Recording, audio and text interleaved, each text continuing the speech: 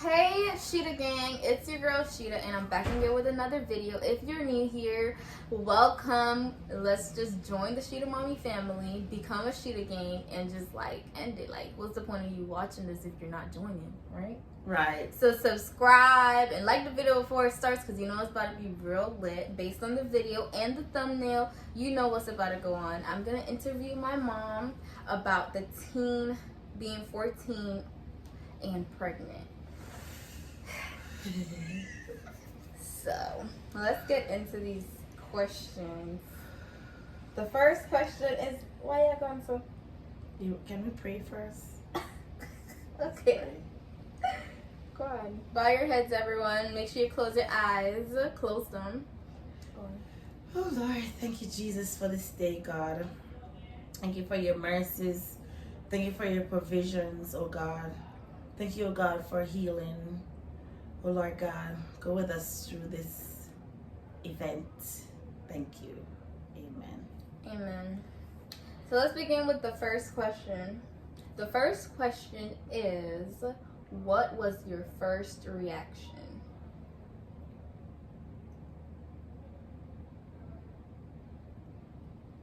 I guess that was her first reaction. I was like, what the hell? What is it? What is this? Like what?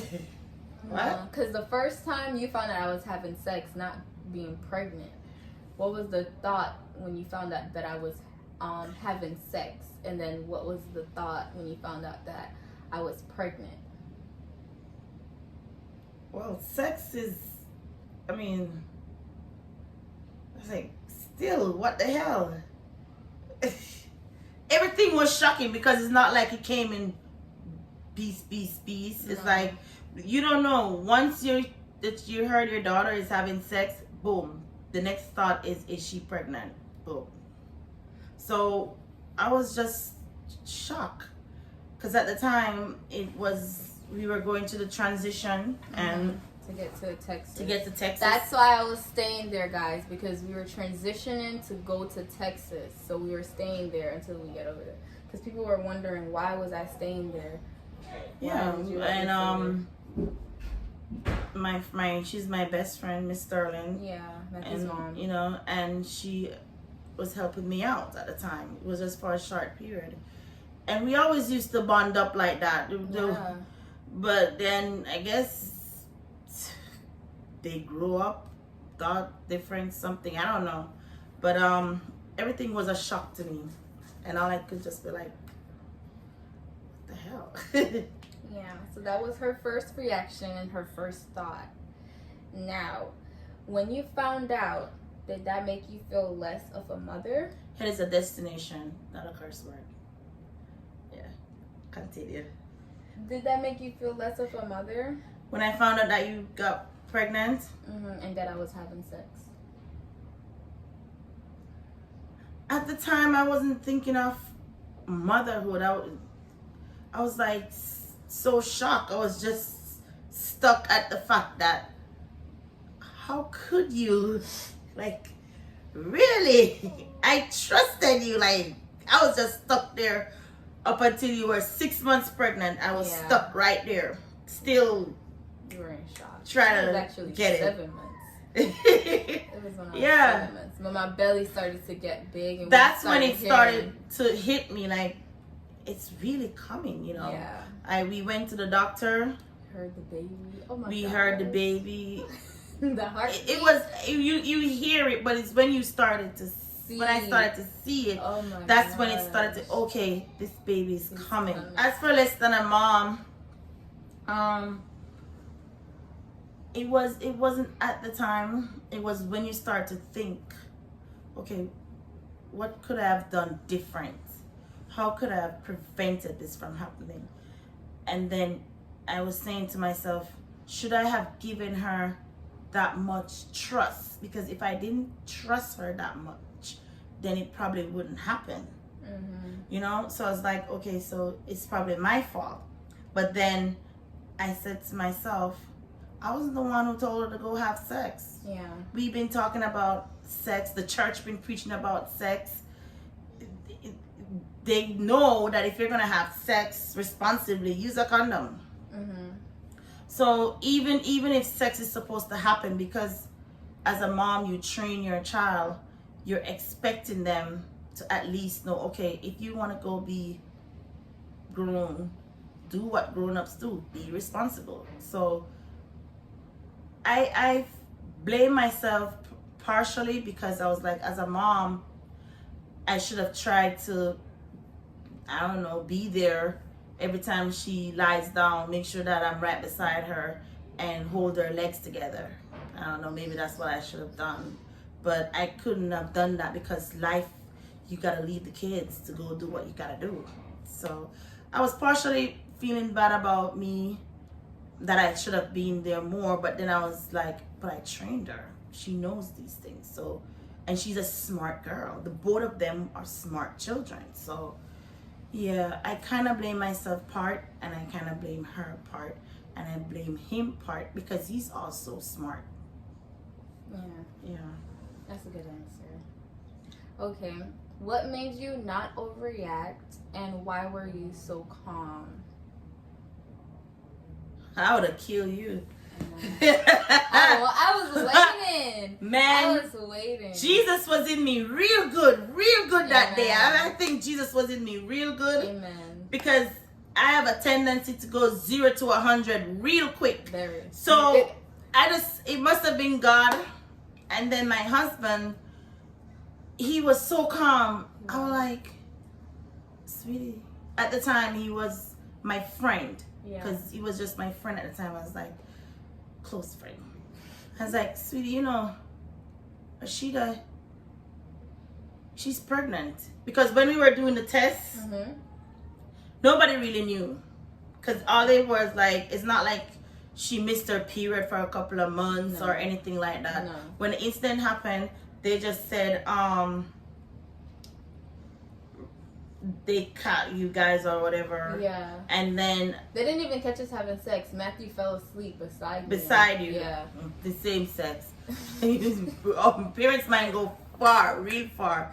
And I was like, okay. So the next step for me to do is to get her tested. So me and Marie sit down and we talk about it, when we're gonna get it done, where we're gonna go. So we went, and well, Marie was outside and I went in with Rashida. Oh my God, that was ridiculous. And there was the doctor. Well, this is a woman's clinic, so you know. So the doctor, he did the ultrasound and he showed me the little teeny spot, and he was like, "That's just a little spot. Don't worry about it. We can get rid of that." And I said, "Get rid of? I don't believe in abortion. She's gonna carry this baby. She's gonna carry this baby, feed this baby, work her. She's gonna do everything for this baby. It's her baby. His death is not gonna be on my hands. Christian or no Christian, that's something you don't want on your hands." So anyways, he was like, "Mom, are you for real?" I said, "Yes, I'm for real. Just do your thing, you know."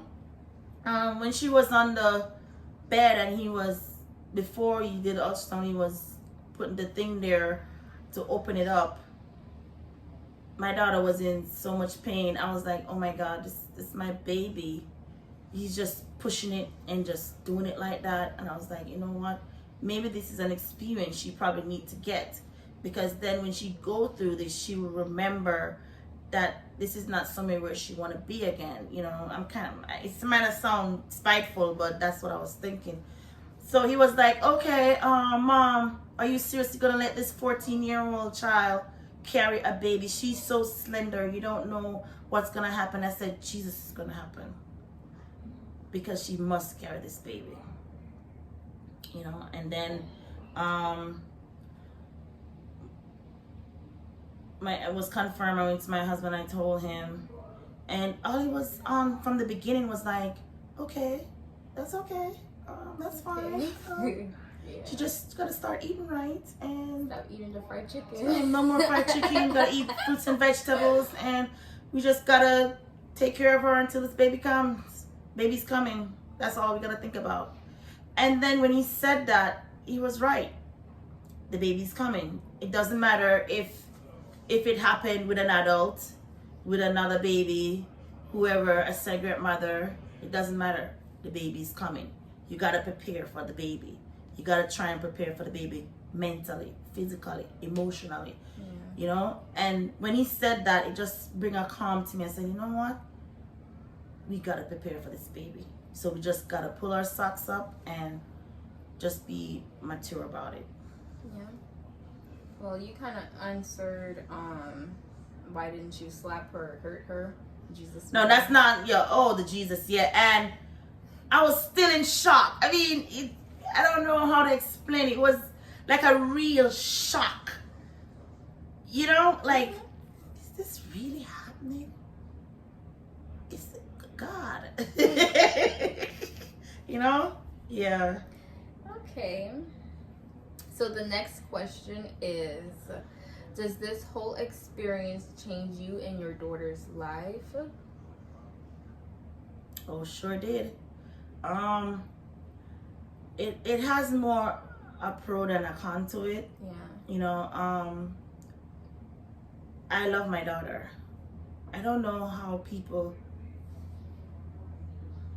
could because you're not putting out one person out. Mm-hmm. You're putting out two.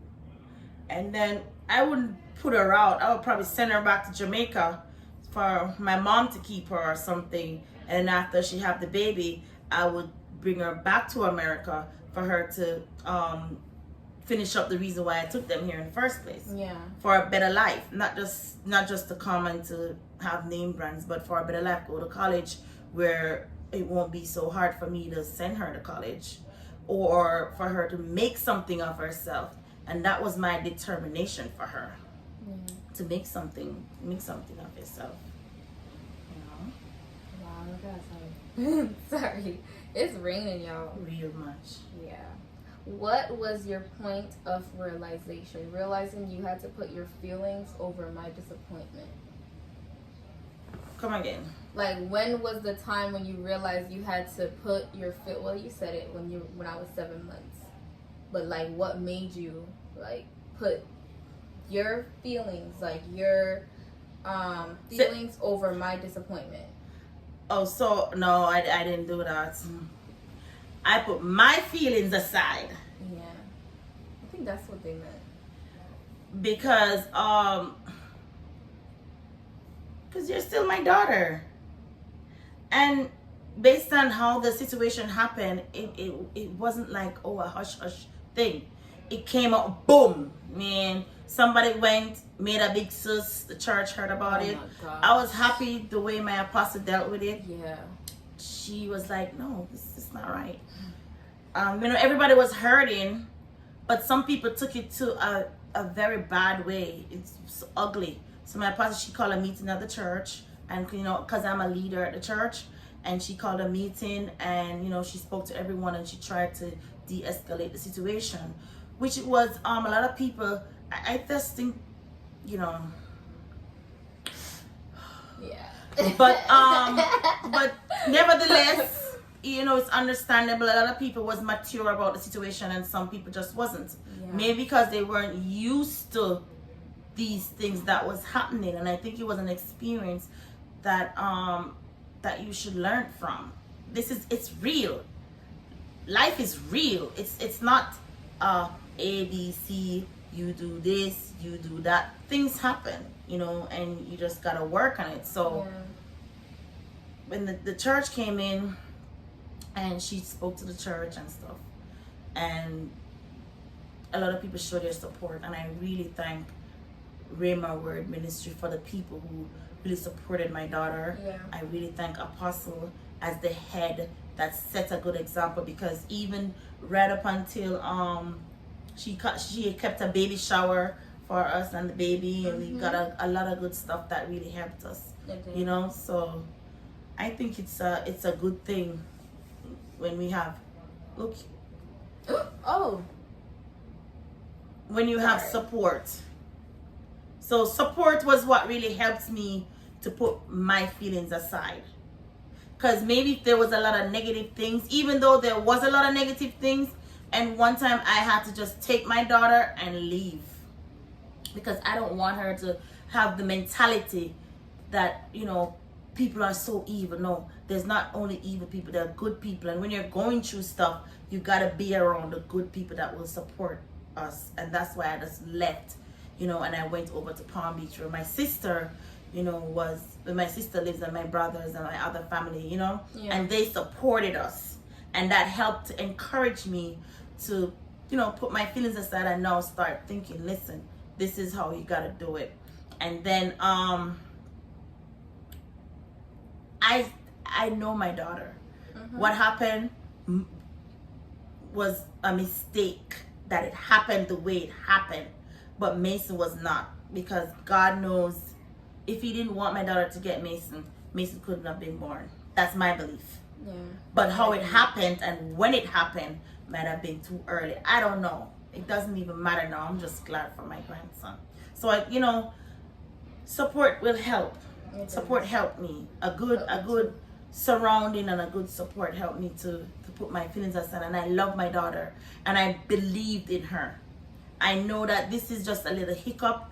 She's a strong little girl, and I knew she would, like, boom, go back on her foot. She had to go back on her foot, because listen, is that she go back on her foot or so she had to go back on her foot. And I said to her, I said, sweetie, if you can promise me that you will arise, yet you will rise, I said. If you do that, I will stop my school, because I was going to school. I will stop my school. I will cut our job hours.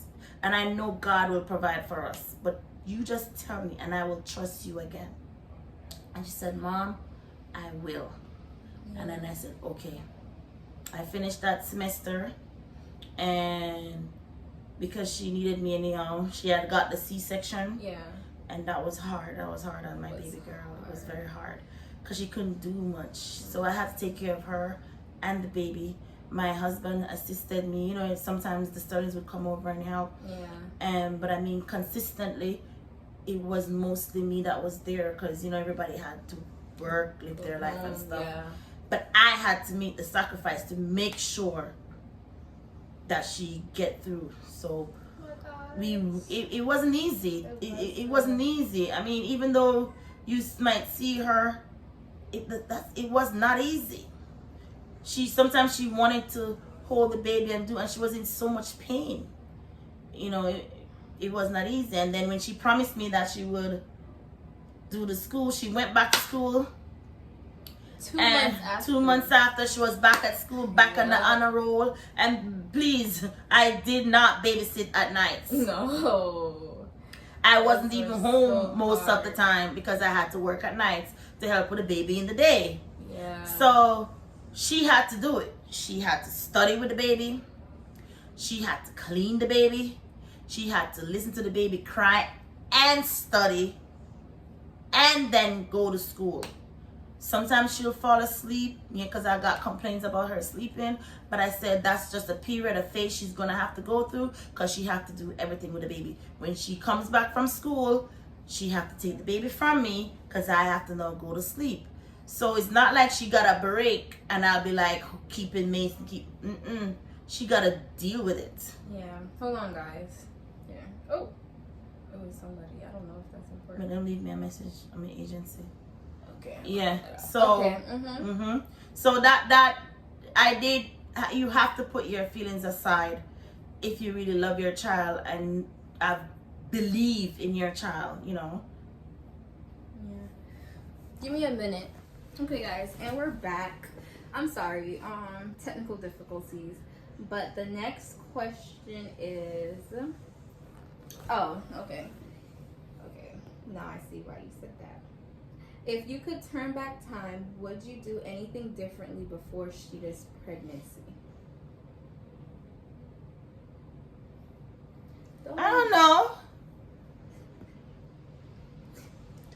I mean, now it turns out good. I don't think so. Yeah. No. I wouldn't know. I don't know. I don't think so. Because I just know that everything is orchestrated by God. Mm-hmm. And that's my belief. And however it happens, that's the way it's supposed to happen. And I just accept it for what it is. Yeah. And just learn from it so it don't happen again. Or you make preparation that it don't happen again. You take the daughter to the clinic and you get something. It was not the clinic. I went to my OBGYN. I'm so used to clinic. I'm from Jamaica. Yeah, you take her to the OGBYN and let them fix that for a good 10 years. You'll be mentally cleared. Amen. Do you ever feel or plan like disowning Sheeta?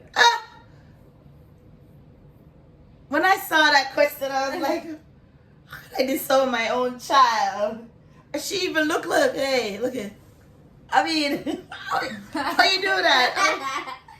I think people who do that, they have other hurts that will contribute to something like that, and I think they need to get counseling. If people disown their child because of one mistake, is either they're not realistic about life, or they're not mature themselves, or they themselves have past experience or past traumas that they need they need to seek mental help for. But I would never disown my child. No, I love my child. Love is unconditional. I mean, it has its hiccups. Life has its hiccups, but love stays the same. Love is unconditional. Life has its hiccups. So when you use love with life, it will help you, especially when you have God and your good support. Mm-hmm. Well, you did answer this question. Do you ever think about kicking out Sheeta and her baby? I'll never kick out my grandson. But she would kick me out. I will never kick out kick him where? No. But my daughter, I wouldn't necessarily kick her out. I would send her to Jamaica.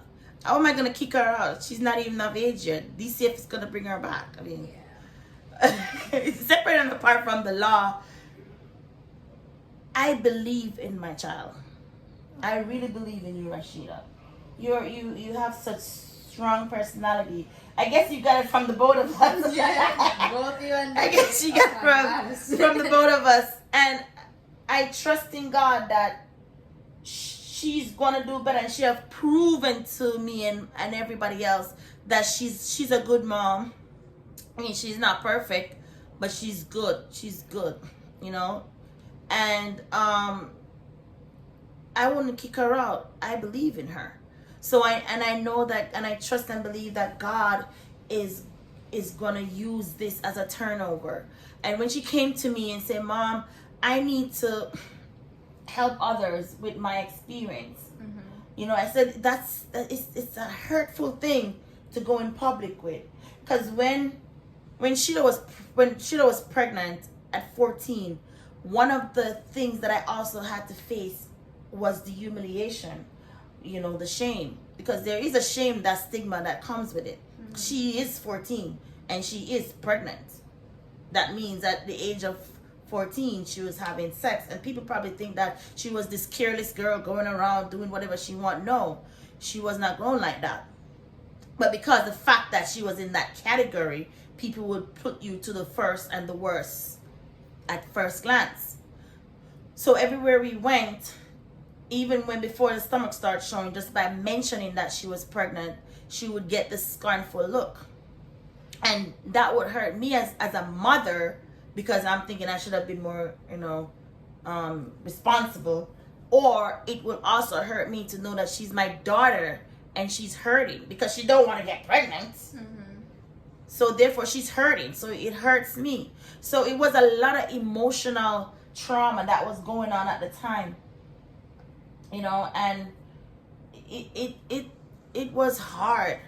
It was hard. And so I just wanted her to be where it was safe. You know, like when you have your keys and your money, you take it and push it in your bosom because you know that's where it's safe is. Or you seek safety from God and He would hide you in His bosom. That's how I had my daughter. I just had her like this. One of the time it became like a little obsession. I was like, oh my gosh, Rashida, are you okay? Rashida, because she sometimes would be, because you went through that thing after the baby. Postpartum depression. Yeah, postpartum depression. Yeah. And that was another thing that we had to deal with. So to see her going through these different emotions, you know, as my daughter, I mean, it was hard as a mother, you know, and as a friend, because we had become friends. During the process, we had become friends. We had started to talk more. Yeah. You know, because she started to express herself, how she felt. I give my children freedom to express themselves. Sometimes my daughter does it a little bit too much. But she is my child, so I give her the freedom to express herself because I want to know what's going on. Because there was a time when I used to work a lot and I didn't have time for her. And I asked her, what's going on? You know, because she said, no, I can't talk to you. And that night I wept because I was like, I'm working so hard. I'm trying to make this provision. And my daughter can't even talk to me. But she's talking to other people.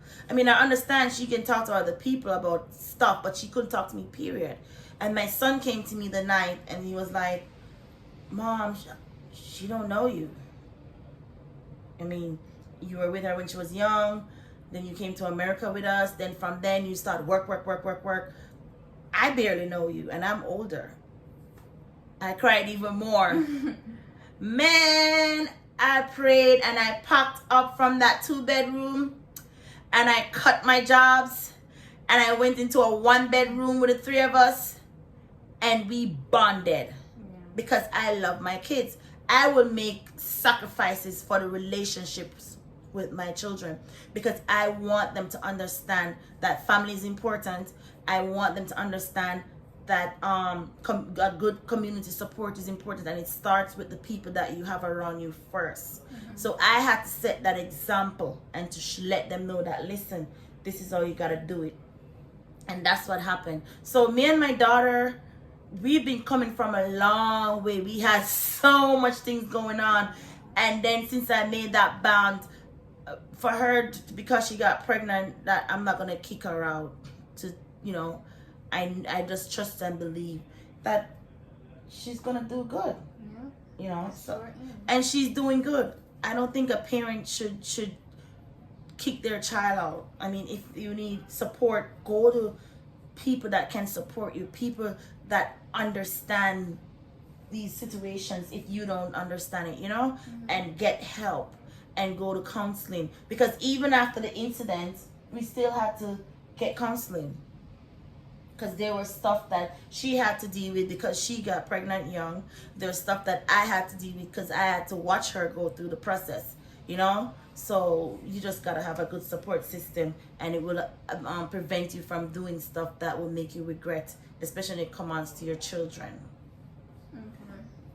Those are good answers. You answered a lot of these questions. I'm trying to find the ones that you did not answer. I should have listened to you. Okay. I think you answered this already. What would your life be like without Mason? No, I didn't. I didn't answer that. My life without Mason. I think it would be boring. It would be boring because Mason brings your blood. He boils your blood like like he put it on a stove. Yeah. Oh, my grandson! I love my grandson so much. I don't know what my life would be like without Mason because I'm living my life with Mason. But Mason was a good additive to my life. He enhanced my life. Yeah. I think even though it might sound funny to other people, but That's okay. It enhanced my daughter's life also. It helped her to be more responsible, help her to be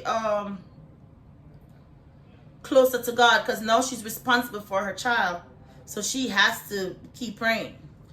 And he enhanced all of us life. He brings a smile to my face, like every time, every morning. I always try to come and open the door and look at my grandson and her.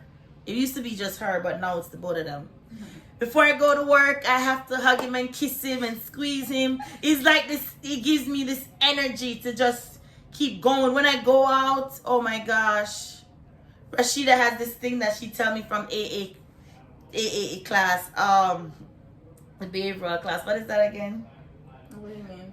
Hi, my name is Tisha, and I'm addicted to shopping for my grandson.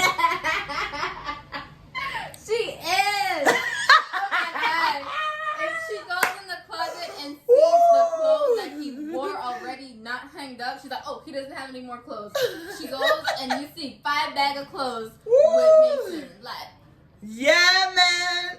I won't, because shopping is easy for me because I know how to shop.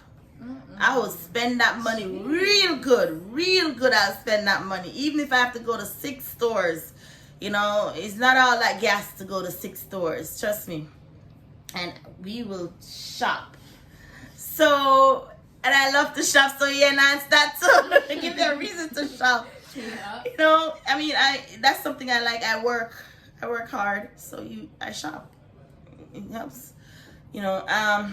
Plus, it's always good to see life. Yeah.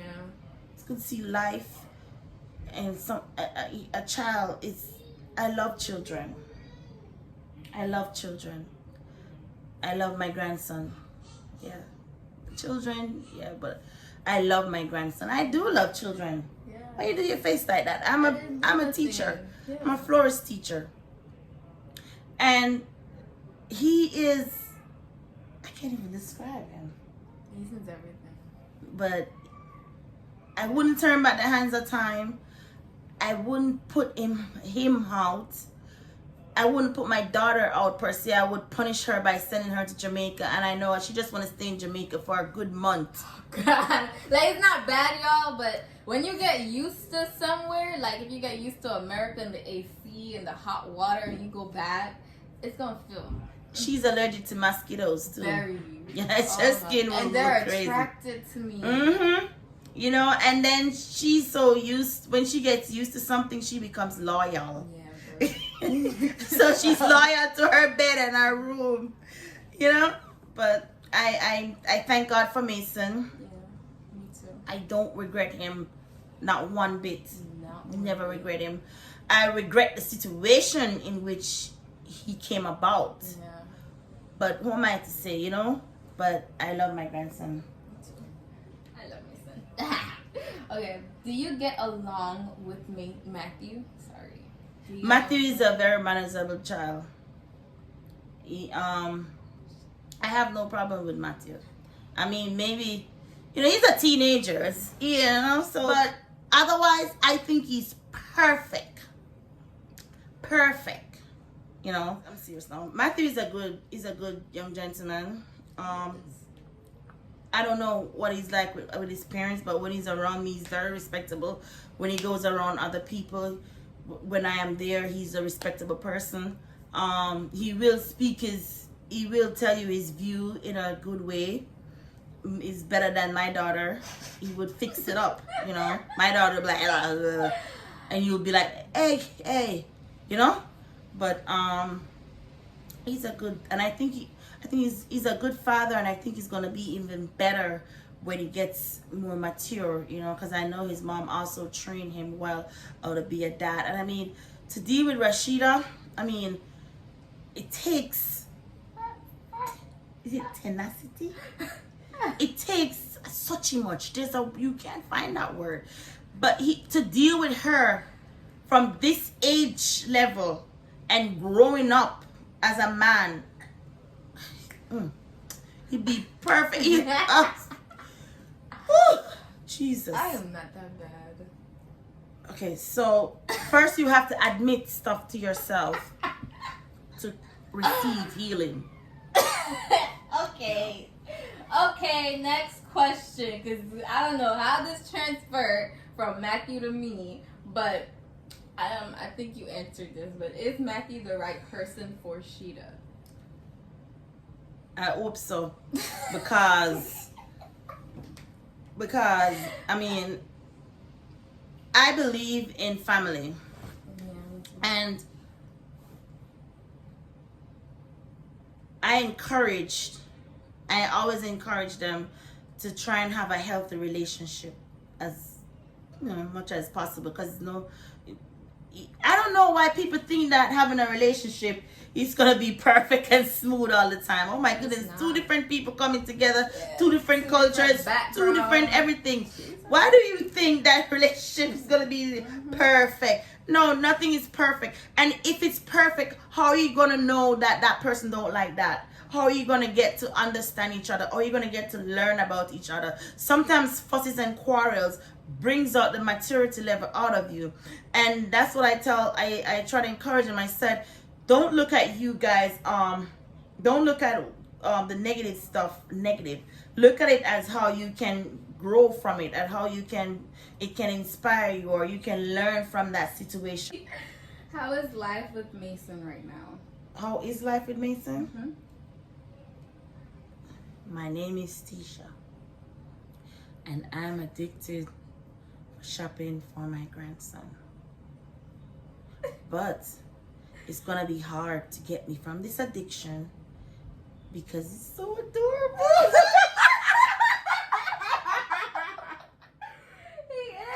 It's so adorable. I love it so much. I mean, life with Mason is mostly sweet and a little sour. He said no, and he'll stop. Yeah. If the thing don't belong to him. Because if it belongs to him, he'd be like, you can't be talking to me. This mine's. He's awesome. He's awesome. He's so smart. He really, and he learns so fast. I mean, his mom spent times with him and help him. Well, I think the TV spent more time with him and help him. But she guided, and she does a good job. We'll be buying so much educational stuff for Mason. You think that Mason is already 4 or 5. Yeah. But It's okay. it's okay. I mean, it's the thing that to me, once you budget, I budget. I'm good at the budgeting. Yeah. And that's how we work the finance out. I budget. He has great grandparents. He has great godparents. We have a great support system. Yeah. And I think it's just prayer. You just stay in prayer and God will provide for you. And I work, and my husband, he works. And we just always try to have that money set aside that we need to do. And Rashida, she's doing her thing, so now she can, do whatever. Mm-hmm. So with everybody coming in, his grandparents, his father, his godparents, the family, everybody chips in. Mm-hmm. It makes it easier for me with Mason, because I'm not alone with Mason. And even if I could provide for him by myself, I really need the family support for him. Support. Yeah, for because sometimes I feel overwhelmed. Sometimes I feel sad. Sorry. Sometimes I feel sad. I'm like, oh, my daughter, she have this baby so young. It does come back to my mind. Yeah. I do reflect. It does come back, and it does give me an overwhelming feeling. But then, because of the support, I'm like, okay, but we're gonna do this. Yeah. We're gonna keep moving, and that's what happened. I just love my grandson. I'm glad he's in my life. Forget anybody who wants to think different. This is the last question, guys. What advice would you give other girls who are or did go through what Sheeta went through? Eh? Sorry.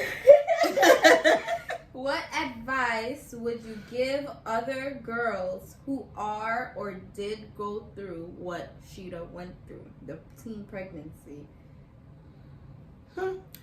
First of all, if you're already pregnant, right? The person's already pregnant. Yeah. Okay. So now that you're pregnant, what do you plan to do? That's the next step. What am I gonna do? Everybody's different. Parents are different. The parents' environment is different. Their support system different. So a lot of children, they don't have the support that Sheeta have.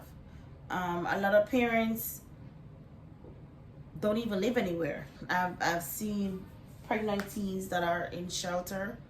It's a tough world out there. So now you're pregnant, you have to decide, okay, what am I gonna do with this child? The only thing I can advise you is do not kill the child. Bring the child. Bring the child and pray. Pray. Seek counseling. You know, if you can't find your family, God will provide. And I pray in the name of Jesus that the pregnant teenagers out there, seek counseling. God will provide someone that you can talk to. You know, there are a lot of what they call this, something for mom. Oh, teen pregnancy programs. The teen pregnancy programs. There are a lot of things that America offers. Seek it out. It's nothing to be ashamed of. I mean, yeah, you're pregnant as a teenager. That's to be ashamed of. But you already have the child coming. The child is innocent to all of this. So you can't let that kind of depression come over on the child. You have to bear that. I have to bear that. She have to bear that. But Mason shouldn't be the one to bear it. So you have to make preparation for this child. You have to get your mind together because this thing affects you mentally, you know, and you have to get the physical things together. I mean, if you can't, there are programs out there that can help you. There are places where you can go and shop that is dirt cheap. You have garage sales. You can go to garage sales and get your baby stuff. You can wash that good. You understand me? You can go to swap shop, get stuff for your baby. You understand me? There's so many things that you can do to get your things for the baby. Nobody will know, you know, they're baby stuff. You understand me? And then again, you can also, what do I call it? Give the baby up for adoption. That would be a tough choice to make if you decide to carry your baby because therefore you want the baby. But if you can't, keep the baby. Put the baby up for adoption. Don't throw the baby on the street. Don't just give the baby to anyone. You get me? Or you can ask a family member, can you help me to raise this child? You know? And you'd be surprised the amount of family member that would be, listen, I can't keep the child, but I'll help to support you and the child. So seek help. Don't be by yourself, because when you're by yourself, some stuff will come to your mind. I try to go to my daughter as many times as possible as I could, because sometimes I was also traumatized. One of the time I didn't even want to see her. I was mad. Don't think that this thing was all nice and cute. No, it was not. I didn't abuse her because I kept it inside of me. Because at first, I really think most of it was my fault as a parent. So I held that weight. I didn't put it on her.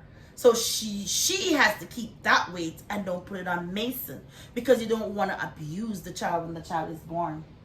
Because all of that pressure will cause you to abuse the child. Seek help. There's help out there. You know, you can talk to Rashida. Rashida can link you with me, and I can get you help. I will seek help for you because I have been there and I understand what's going on. So my advice for people in Rashida's situation, seek help. Don't be by yourself. You don't have to be by yourself. You can go through Rashida. There are a lot of other YouTubers that do this. I mean, whichever you feel comfortable with, but don't stay by yourself. Don't stay in a negative environment. Get out that negative environment. If you can't get out of the negative environment, seek other help. so you can have stuff to do while you're in their negative environment. While someone is arguing with you, you can read your book, you can pray, you can find stuff to do. You understand me? But there's help. You're not alone. Seek help, okay? You're not alone. That's my best advice that I can give to you. Seek help. Thank you, Mom. Well, that is all for the interview today. Thank you guys so much for watching. I hope this helped a lot of you guys. I hope it cleared up a lot of, you know, a lot of thoughts that you guys had. I just hope this really helped a lot. Thank you, Mom, for joining in today and just speaking your mind. I know it was probably hard, but thank you. But thank you so much, guys. And I'm so happy she spoke, because some of these stuff I did not know. So I am so happy that she spoke her feelings today. I appreciate it. That'll be all. Don't forget to like, comment, share, and subscribe. If you reached this far, I love you so much. 20K, period. 2020. Period. I'm happy. I love you guys, like, a lot. So that'll be all for this video. Don't forget to like, comment, share, and subscribe. Bye, guys. Did you guys have fun watching us? I hope you did. If you did, don't forget to like, comment, share, and subscribe. Thank you so much for watching. Don't forget to like, comment, share, and subscribe. I hope we made you laugh at least. This is my dad. Say hi, Dad. Peace out. Peace out. Without further ado, I'm out.